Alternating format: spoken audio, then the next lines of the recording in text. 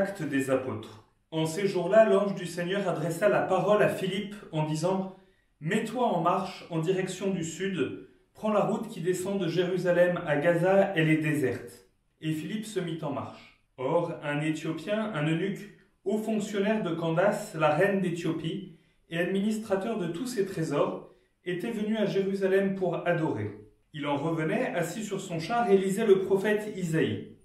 L'Esprit dit à Philippe « Approche et rejoins ce char. » Philippe se mit à courir et il entendit l'homme qui lisait le prophète Isaïe. Alors il lui demanda « Comprends-tu ce que tu lis » L'autre lui répondit « Et comment le pourrais-je s'il n'y a personne pour me guider ?» Il invita donc Philippe à monter et à s'asseoir à côté de lui. Le passage de l'Écriture qu'il lisait était celui-ci « Comme une brebis, il fut conduit à l'abattoir, comme un agneau muet devant le tondeur, il n'ouvre pas la bouche. » Dans son humiliation, il n'a pas obtenu justice.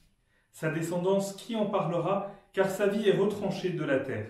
Prenant la parole, l'eunuque dit à Philippe, « Dis-moi, je te prie, de qui le prophète parle-t-il? De lui-même ou bien d'un autre ?» Alors Philippe prit la parole et à partir de ce passage de l'Écriture, il lui annonça la bonne nouvelle de Jésus. Comme ils poursuivaient leur route, ils arrivèrent à un point d'eau, et l'eunuque dit, « Voici de l'eau, qu'est-ce qui empêche que je sois baptisé ?» Il fit arrêter le char, ils descendirent dans l'eau tous les deux, et Philippe baptisa l'eunuque. Quand ils furent remontés de l'eau, l'Esprit du Seigneur emporta Philippe. L'eunuque ne le voyait plus, mais il poursuivait sa route tout joyeux. Philippe se retrouva dans la ville d'Ashdod. Il annonçait la bonne nouvelle dans toutes les villes où il passait, jusqu'à son arrivée à Césarée.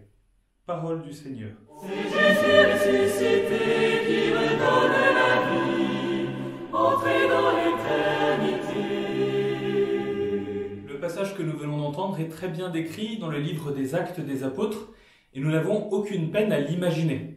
D'ailleurs, le père Baudouin aurait voulu qu'on mime la scène et qu'on fasse une vidéo, mais on n'a pas réussi à se mettre d'accord pour savoir qui ferait l'eunuque éthiopien. Bref, on a donc cet Éthiopien qui est un homme droit et qui cherche Dieu. Il veut rencontrer le Seigneur et donc il vient à Jérusalem pour prier. Et puis là, il s'en retourne dans son char et il est en train de lire, de méditer la Bible. Vous voyez, il ne connaît pas encore le Seigneur Jésus, mais déjà il vient à Jérusalem et il prie la Bible.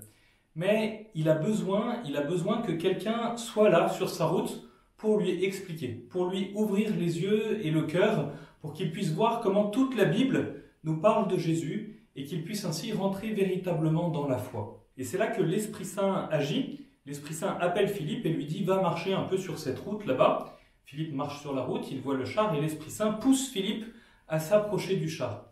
Et en entendant l'Éthiopien, à ce moment-là, Philippe va pouvoir rentrer dans ce dialogue avec lui qui va conduire l'Éthiopien jusqu'à son baptême.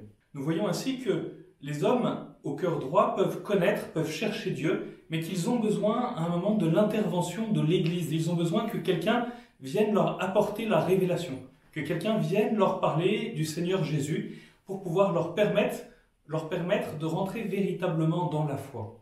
Alors l'autre jour, je vous invitais à prendre le temps de vous rappeler tous ceux qui ont été des témoins dans votre propre chemin de foi pour les remercier.